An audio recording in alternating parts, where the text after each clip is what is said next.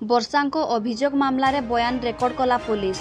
नमस्कार मु पूजा आपण माने देखुछंती ओडिया खबर दुनिया। देश विदेशर खबर जानिबा पई सब्सक्राइब करंतु। आसंतु नजर पकेइबा संपूर्ण खबर उपरे। भाइराल ऑडियोर तदंत लागि डीजीपी को पत्र लिखिले अनुभव। सांसद तथा अभिनेता अनुभव महांती और तांको पत्नी वर्षा प्रियदर्शनी मध्य लागि रहिथिबा पारिवारिक विवाद पुड़ी कुहुलाणी। अनुभव और वर्षा मध्य चली जुक्तितर्कर वीडियो भाइराल हेबा परे वर्षा एहा विरुद्ध में पुरीघाट थाना एतला देथिले। शुक्रवार राति वर्षा कौनसी कारणरू बाहर को जाइथिला बेले राति घरे पहुंचला बेलू गेट्रे ताला झुलिथिला। अनेक डाक पका जाइथिले भी केही गेट खोली नथिले। तेणु वर्षा को दीर्घ समय पर्यंत बाहर अपेक्षा करने को पड़िथिला। अनेक विलंबरे गेट खोला जिबा परे वर्षा घर भितर को जाइथिले। हेले एभली कार्य द्वारा तांकु निर्यातना दिया जाइथिबा संक्रांत रे वर्षा पुरीघाट थाना रे आउ एक एतला देइथिले। काली डीसीपी सहित पारिवारिक कलह विषय रे आलोचना करिबा परे एही मामला को रुजु करा जाइछि।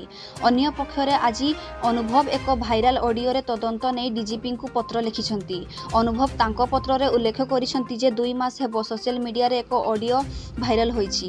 एही ऑडियो रे से निजे वर्षा और तांको परिवार लोक वार्तालाप करुथिबार सुनिबाकू मिलिछि। वर्षा एबे आम घर परिवार रे सह रहउछंती। तेणु मो परिवार प्रति एहा विपद सृष्टि करि पारे।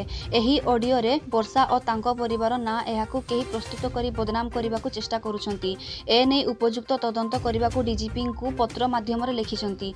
सांसद तांको प्याड रे लिखिथिबा उक्त पत्र रे उल्लेख करिछंती जे से बिजु जनता दलरू प्रथमे राज्यसभा पर 2019 साधारण निर्वाचन में केन्द्रापड़ा आसनरू जातीय राजनैतिक दलर उपसभापति को हराई सांसद होइछंती।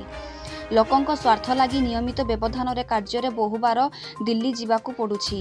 हेले एपरी कार्यकलाप जोगु मते बदनाम करा जिबाकू चेष्टा करा जाउछि। एथि सह मो परिवार प्रति मध्य विपद रहुछि। उन्मोचन करने सह दोषी विरोध में कठोर कार्यानुष्ठान ग्रहण करने को से डीजीपी निकट दाबी कर। शुक्रवार घटना पर वर्षा पुरीघाट थाना रे जो लिखित अभियोग करथिले ताहाकू आज विस्तृत भावे पुलिस निकट में जणाइछि। संध्या बेले वर्षा थाना को आसी तांको शुक्रवार राति घटिथिबा घटना विषय जणाइथिले। पुलिस पक्षरु तांकर अभियोग बयान को रेकर्ड करा जाइछि। गतकाली डीसीपी निर्देश क्रमे एक पुलिस टीम